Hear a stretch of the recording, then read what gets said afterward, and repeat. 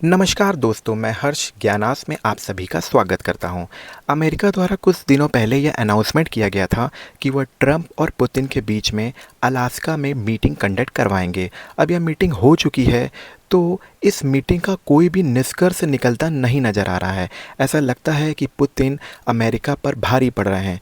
दोनों देशों के बीच में फ़िलहाल कोई भी सहमति नहीं हो पाई है।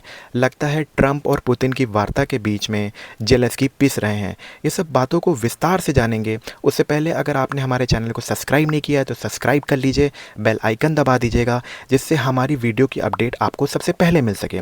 तो वीडियो की शुरुआत करते हैं। ये जो मीटिंग कंडक्ट कराई गई है, इसमें फ़िलहाल किसी भी तरीके का कोई भी समाधान नहीं निकल रहा है। अमेरिका द्वारा इस मीटिंग को काफ़ी हाव हल्ला मचाया गया कि यह कहीं ना कहीं एक बड़ा डिसीजन लेगी, लेकिन अलास्का में होने वाली यह ट्रंप और पुतिन के वार्ता में किसी भी तरीके का युद्ध समाप्ति का तत्कालीन युद्ध विराम का कोई भी औपचारिक समझौता नहीं हो पाया है। ट्रंप द्वारा तत्काल युद्ध विराम पर परहेज किया गया, बल्कि यह व्यापक रूप से युद्ध विराम पर ज़्यादा जोर दिया गया, क्योंकि यह कहीं ना कहीं यह ट्रंप की रणनीति है कि पुतिन को दबाया जाए, या लेकिन पुतिन कहीं ना कहीं डिप्लोमेसी में अपना रूप साफ नज़र करते हुए नज़र आ रहे हैं। उनके द्वारा एक डोनाल्ड ट्रंप को एक मैसेज दिया गया है कि हम किसी भी जितना भी पार्ट उन्होंने यूक्रेन का कब्जा लिया है, वो किसी भी हाल में वो लूज़ करने के मूड में नहीं नज़र आ रहे हैं। और डोनाल्ड ट्रंप पे भी बड़ा प्रेशर नज़र आ रहा है, क्योंकि उनका चुनावी कैंपेन ही इस बात में था कि हम 24 घंटे के अंदर ये वॉर रुकवा देंगे।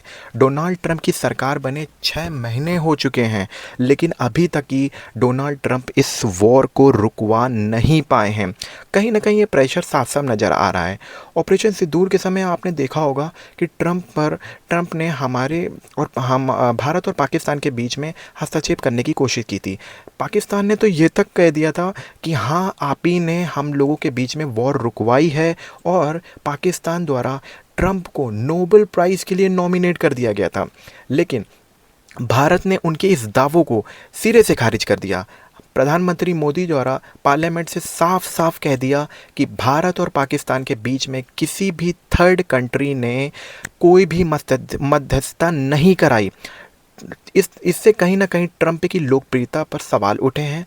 अब जब ट्रंप रशिया और यूक्रेन वॉर पर हीरो बनने की सोच रहे हैं, लेकिन रशिया अपने रुख साफ कर चुका है कि रशिया अब अपनी सुरक्षा के लिए प्रतिबद्ध है। वह किसी भी तहत किसी भी कार्रवाई कर सकता है। यूक्रेन नाटो में शामिल होना चाहता है। रशिया ये सोचेगा कि यूक्रेन अगर नाटो में शामिल हो गया तो यूक्रेन रशिया के बिल्कुल पास आ जाएगा, और कहीं ना कहीं नाटो रशिया का नेबर कंट्री बन जाएगा। ये कहीं ना कहीं रशिया की सिक्योरिटी में बहुत बड़ा थ्रेट होगा। नाटो के आर्टिकल 5 के अनुसार यह कहा गया है कि अगर नाटो की किसी भी कंट्री पर अटैक होता है तो वो नाटो की पूरी कंट्री पर माना जाएगा, और नाटो की 32 कंट्री उस कंट्री पर धावा बोल देंगी। और रशिया नहीं चाहता कि यूक्रेन नाटो का पार्ट बने, क्योंकि अगर नाटो का पार्ट रशिया बनता है तो यहाँ पे फिर वो एक्सरसाइज कंडक्ट की जाएंगी, और रशिया की कहीं ना कहीं जासूसी भी हो सकती है। इसलिए रशिया कहीं ना कहीं डरा बैठा है कि वो यूक्रेन को नाटो का पार्ट होने से रोक सके। अब जो ये मीटिंग हो गई है, तो यूक्रेन के प्रेसिडेंट द्वारा यह जेलेंस्की द्वारा यह बयान दिया गया है कि हम शांति तो चाहते हैं, लेकिन हम यूक्रेन के जो इम्पोर्टेंट टेरिटरी हैं, जिसमें क्रीमिया और डोंबास जैसे महत्वपूर्ण इलाकों को यूक्रेन कतई सैक्रिफाइस नहीं करेगा। यूक्रेन द्वारा ये साफ साफ मैसेज दे दिया गया है। यूक्रेन ने बताया कि हम शांति चाहते हैं, लेकिन रशिया जो हम ये सोच रहा है कि हम अंदर तक की जो टेरिटरी कैप्चर कर ली है रशिया द्वारा, वो उनको सैक्रिफाइस नहीं करेगा, चाहे यार वॉर और 2-3 साल और चल जाए। लेकिन डोनाल्ड ट्रंप के ऊपर प्रेशर है कहीं ना कहीं इस वॉर को रुकवाने का। उनका कैंपेन ही इस बात में हुआ कर रहे थे कि मैं 24 घंटे के अंदर इस वॉर को रुकवा दूंगा। आपको मैं बता दूं कि अलास्का समिट के पहले यूक्रेन द्वारा रशिया पर ड्रोन अटैक किए गए थे, लेकिन रशिया ने कहीं न कहीं इस वॉर को होल्ड करके रखा था। उन्होंने अलास्का समिट का इंतज़ार कर रहे थे। अलास्का समिट ख़त्म होने के बाद में रशिया द्वारा 17 और 18 अगस्त को यूक्रेन पर भारी बॉम्बिंग की गई और ड्रोन अटैक किए गए, जिससे यूक्रेन का ज़ैपोरिज़िया और क्रेमलिन जैसे इलाके में भारी नुकसान देखने को मिला है। कुछ दिनों पहले यूक्रेन रशिया पर ड्रोन अटैक प्लान किया था। आपने देखा होगा कि एक कंटेनर से खूब सारे ड्रोन निकल रहे हैं और वो रशिया के बॉम्बर को हिट कर रहे हैं, जिससे कहीं न कहीं रशिया को बहुत बड़ा नुकसान हुआ था। और जवाबी कार्रवाई में रशिया द्वारा यूक्रेन की सीमा के अंदर घुसते भय उन टेरिटरियों को कब्जा लिया गया था। अब यूक्रेन चाह रहा है कि जो रशिया टेरिटरी कब्जा चुका है उसको कहीं न कहीं इस वार्ता पे छेड़ा जाए और यूक्रेन की उन टेरिटरी को वापस लाया जाए। लेकिन रशिया इन टेरिटरियों को जो ले चुका है वो तो वापस करने से रहा, क्योंकि रशिया मिलियंस ऑफ डॉलर इसमें खर्च कर चुका है, अपने सैनिक मरवा चुका है। और रशिया कतई नहीं चाहेगा कि हमें इस वॉर का कुछ भी ना मिल सके, कुछ भी ना मिले ना। रशिया अपने डॉलर्स भी कम खर्च कर चुका है, अपने ऊपर सैंक्शन भी लगवा चुका है, और यहाँ तो यहाँ उसके विदेशी मुद्रा भंडार को भी फ्रीज कर दिया गया है। तो रशिया कतई नहीं चाहेगा कि जो रशिया का कब्जा चुका है उन टेरिटरी को वापस देना पड़े।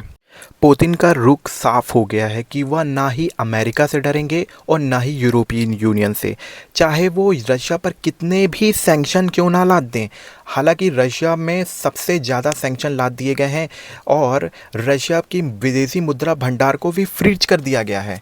और ये सब होने के बाद भी पुतिन झुकते नज़र नहीं आ रहे हैं दोस्तों।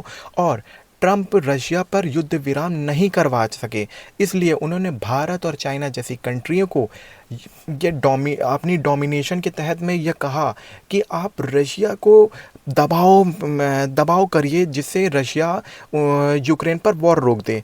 लेकिन उनका कहीं न कहीं ये अमेरिका की रणनीति दिखाती है कि अमेरिका में अब वो सुपर पावर वाली बात नहीं बची है। वो रशिया के आगे अभी भी सिलेंडर होते नज़र आ रहा है। रशिया पे इतने सैंक्शन लगे, रशिया का अकाउंट फ्रीज़ कर दिया गया। अब रशिया की फ्रेंडली कंट्री को टारगेट किया जा रहा है और रशिया कहीं न कहीं ये जान रहा है। इसमें रशिया द्वारा ये बयान भी दिया गया था कि हमारी जो ऑयल इंपोर्ट करते हैं कंट्री, अगर उन पे कोई सैंक्शन लगाया तो रशिया उसे नहीं सहेगा। और देखते हैं दोस्तों कि आगे क्या होता है इस वार्ता पे।